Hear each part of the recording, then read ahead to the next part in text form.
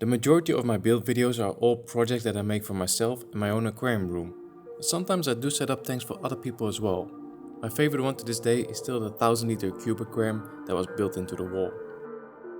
Today's video is another amazing customer project that I've been working on for a few months now.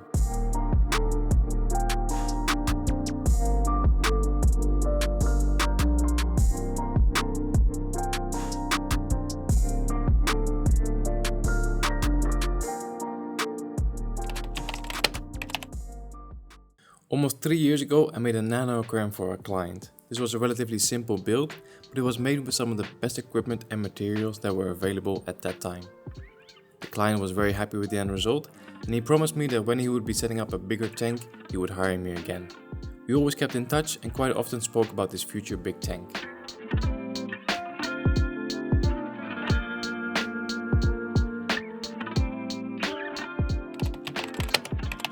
In May of this year, that day finally arrived.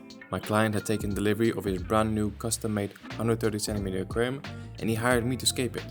Now he did have a few unusual requests, but we'll get into that later. So first up, the tank itself. It's a custom built 130 by 55 by 50 cm aquarium with a total volume of just under 400 liters or 100 gallons. For the lights we have something special as well. These are regular castle lights, but they are covered by 2 lampshades to make them look more aesthetically pleasing and matching with the home interior. This entire setup was made by Aqualife, a company located in Belgium that specializes in custom aquariums. Time to get to work. The first task is something you don't see very often. One of the client's requests was to install a substrate heater. He had been using these in the past with excellent results, so this was going in again. I've never used these myself, so I did a little bit of research and this is what I found out. Substrate heaters are not primarily there to heat up an aquarium, rather the thermal is used to create a better circulation of water, enabling a better nutrient and oxygen transport. The roots of the aquarium plants are better supplied and thus the growth of the plants is boosted. So we carefully laid out the heating cable and secured it in place with suction cups. Next up is the substrate. Nothing unusual about this, we're starting with a layer of Denolin deponate mix. This is a nutrient-rich base layer that will provide the plant roots with everything they need. After smoothing out the base layer, we're going to cover it with gravel.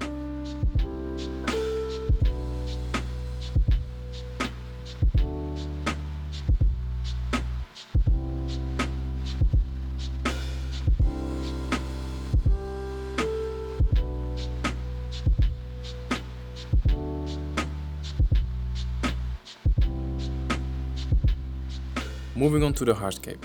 For this we have 2 beautiful pieces of cordbow root and these have been soaking for a couple weeks to make sure they're not going to float.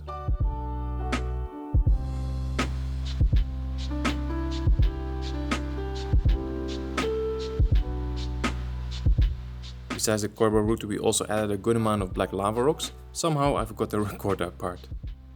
But anyway, that's the hardscape done.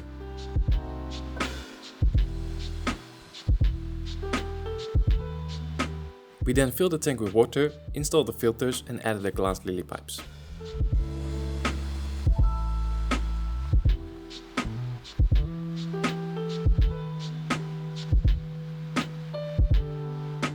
Now here comes the interesting part. This was all done in May of this year, but we would not continue and plant this tank until 3 months later. This was another request from my client. So basically we're filling the tank with water, starting the filters and that's it.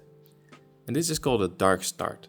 I've actually made a video about this topic in the past because there are many benefits.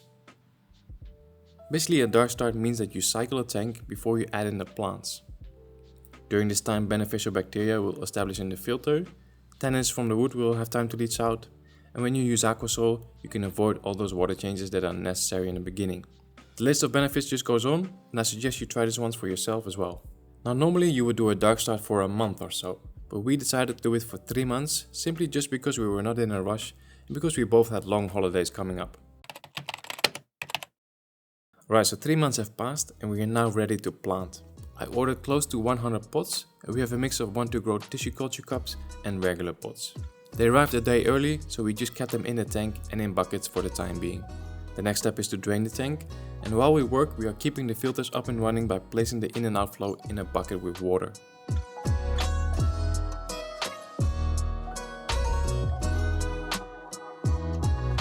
So I'm starting in the foreground, and here we're going to use a mixed carpet with Dwarf Hairgrass and Marsilea Hirsuta. After that I'm adding a little bit of color with Hygrophila araguaia, followed by Ranunculus Inundatus.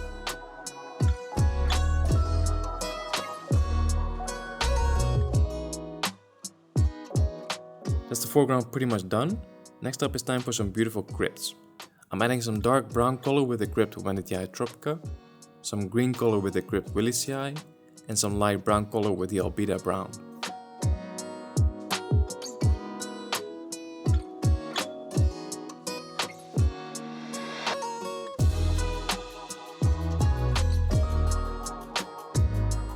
We are also adding in focal points here and there with a red lotus and a Madagascar lace plant.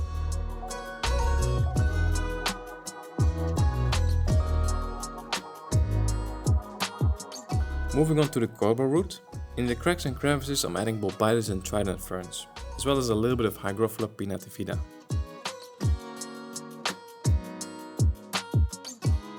In the background I'm making small groups of colorful stem plants like Ludwigia palustris, Rotala orange juice and Myriophyllum red.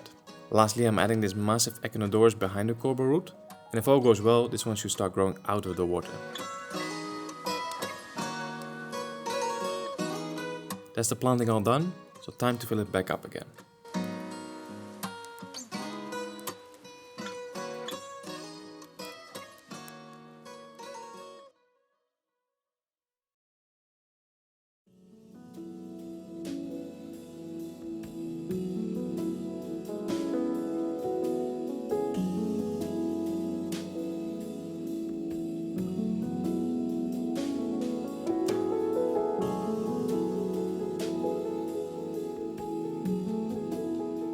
Now you guys know that I would never end the video here, so a couple days ago I went back to see how the aquarium is doing right now.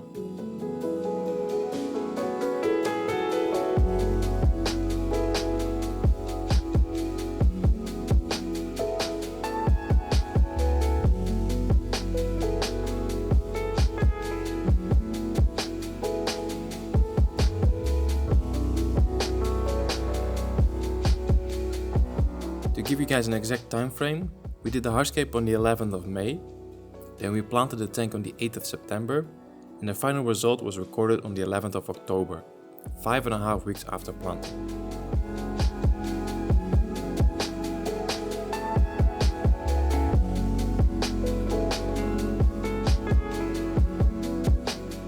Now obviously we used a lot of plants from the very beginning, but I still think that the growth after just 5 weeks is pretty incredible.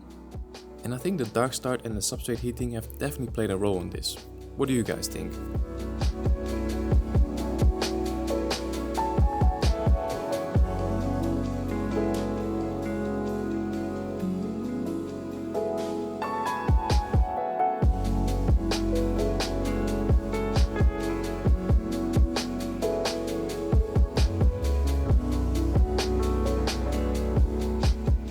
Before we end the video, just a quick look at the equipment.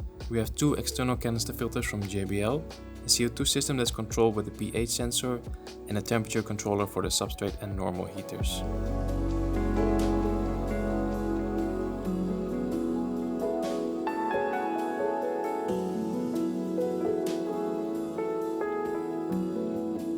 All in all, this was a really cool project and I couldn't be happier with the end result. Hope you guys like it as well. Thanks for watching, and I'll see you in the next one.